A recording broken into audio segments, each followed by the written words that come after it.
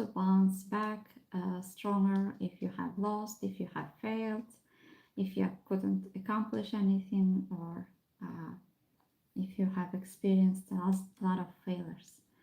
So a lot of people asked many questions today, and I tried to prepare a webinar in order to help people to overcome challenges if they have failed, if they have lost, and they are experiencing grief.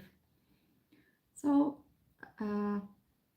to whom I will be speaking today is it can be related with students or anyone who has lost, who is experiencing grief. This can be overachievers, athletes, teachers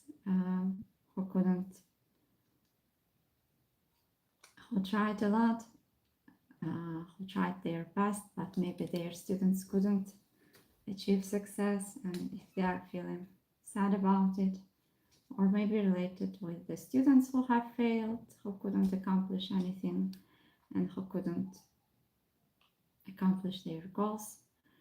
So I will be using solution-focused grief therapy and acceptance commitment therapy approaches while trying to help you.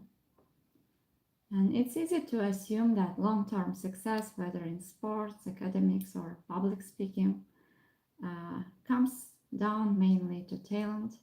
But when you look closely at how high performers develop over time, a different pattern appears. And according to research, people who are able to work hard, who are more disciplined, who can manage their time better, these factors are much more important than just talent.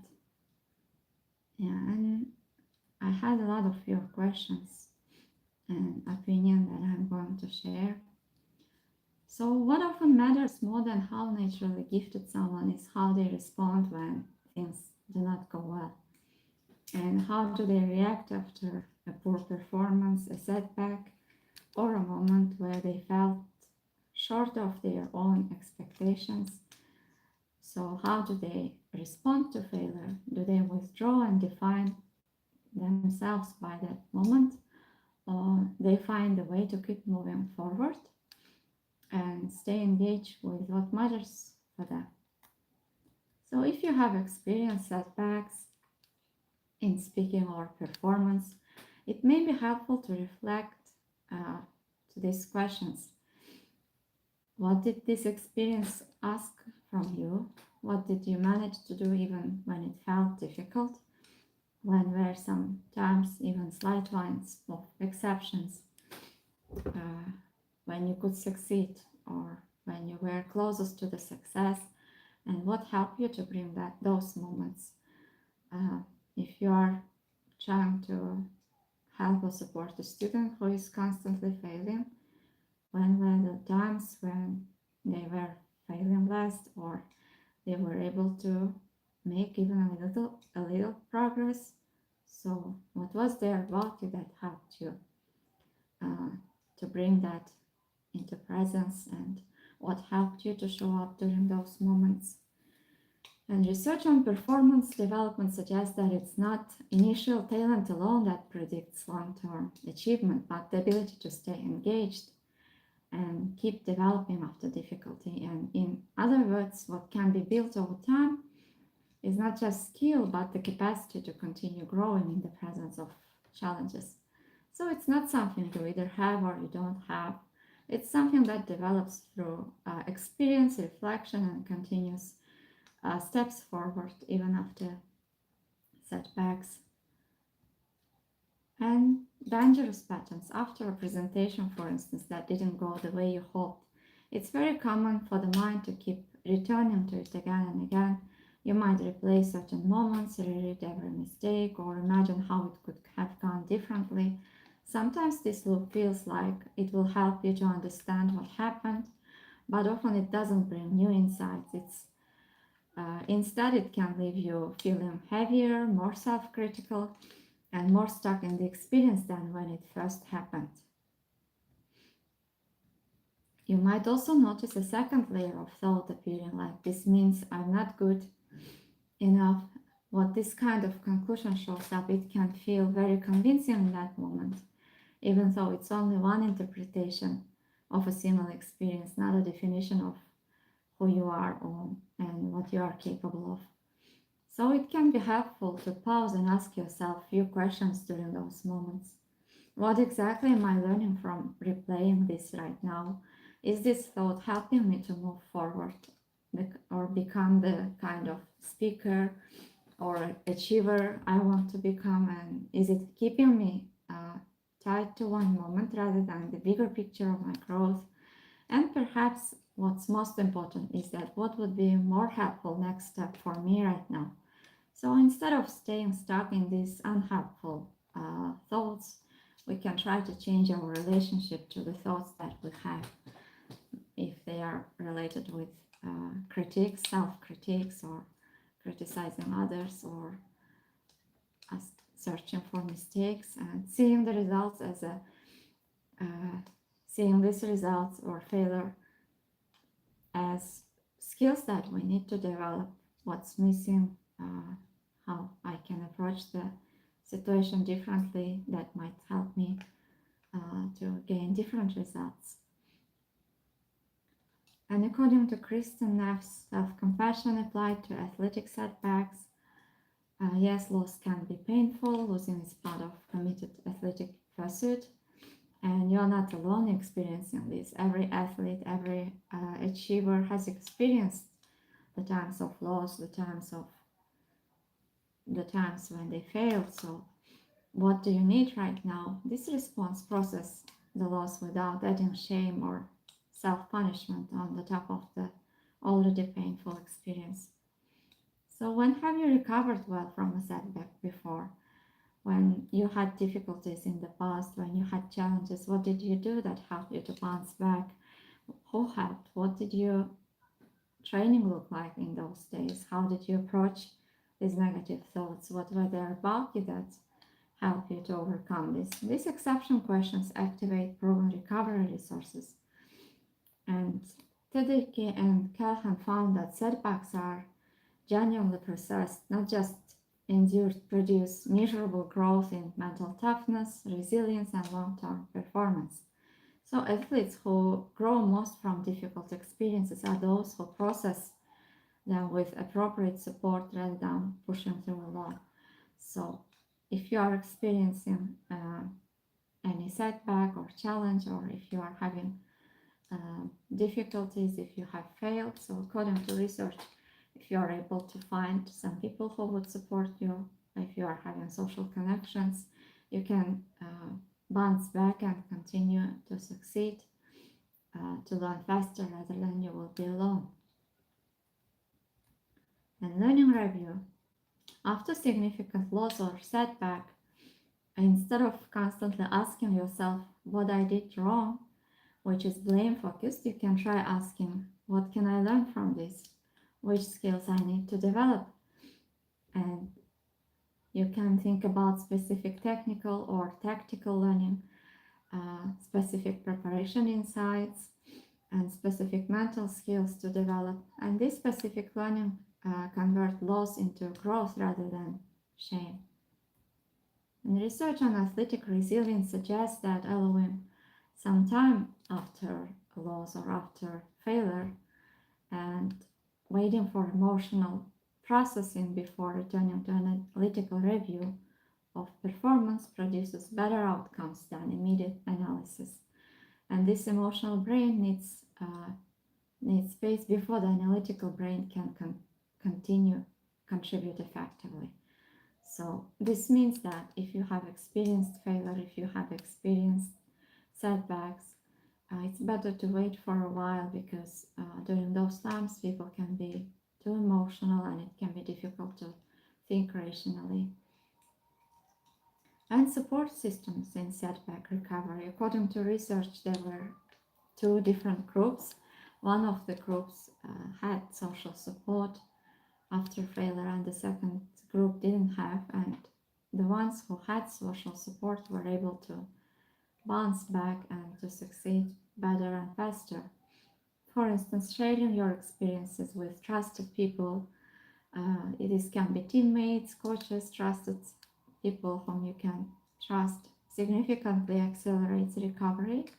Isolation after a setback prolongs it, so you don't have to process loss alone. There are certain questions you can ask yourself. What specifically can I learn from this performance? What preparation would I change? What technical or tactical insight does this loss provide? These questions convert loss into growth material rather than rumination material. And after setback, write your athletic values statement. I compete because I value, and you can think about your reasons why you are trying to win, why you are performing what you are trying to do. And the loss doesn't change those values, it deepens your commitment to them. This helps you to remind about motivation that you were having when you were performing well. And after a difficult performance or disappointing result, it's very common for motivation to feel shaken. And in these moments, mind can narrow its focus down to what went wrong. You might start to blame yourself, what was lost or what feels unfinished, and it can start to feel as the setback defines the bigger picture. And helpful shift is to gently reconnect with why you started in the first place.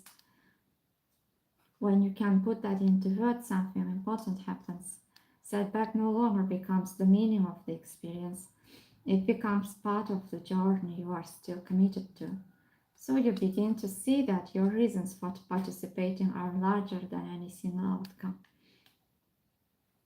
And from this place, you can remind yourself, this result doesn't take away what matters from me. If anything, it can deepen my commitment to it. And then a further question can be helpful. What is one small action I can take now that reflects those values again? And this turns attention away from what has been lost and toward what can still be built one step at a time. So, when have you bounced back from a difficult performance before? What was the first thing you did that started the recovery? Which people, which environments, which circumstances helped you to recover? Who was most helpful? What did you tell yourself that was genuinely helpful? Extract this specific and apply them to your situation. Every athlete who has competed seriously has experienced significant setbacks, and what distinguishes career defining athletes is not fewer losses, it's better recovery. Build your recovery toolkit deliberately. And I hope that this session was helpful for you.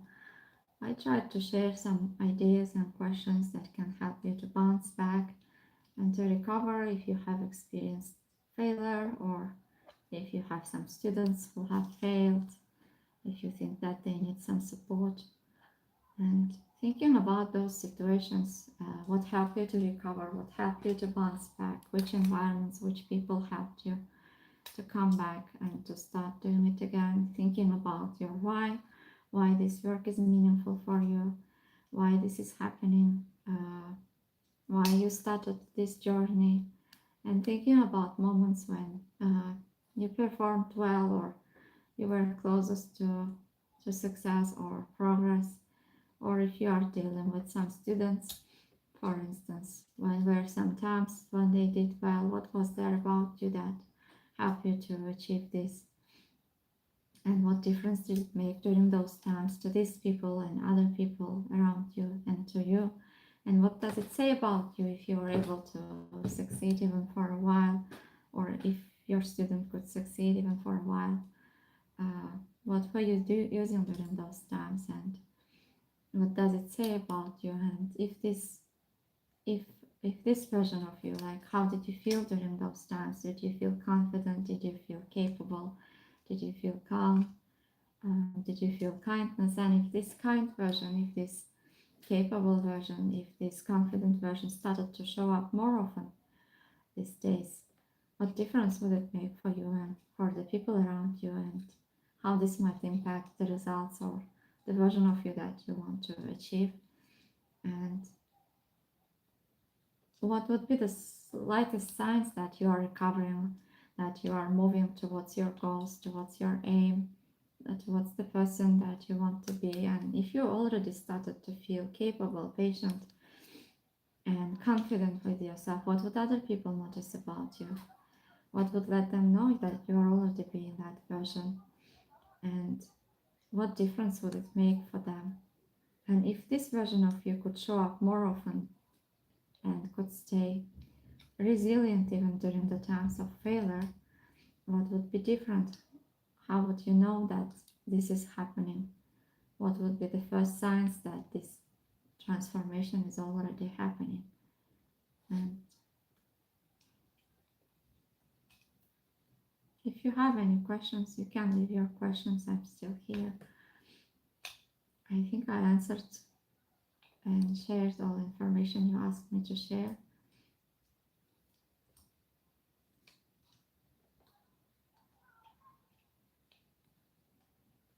See you in these next sessions. Tomorrow we will be talking about perfectionism in educators.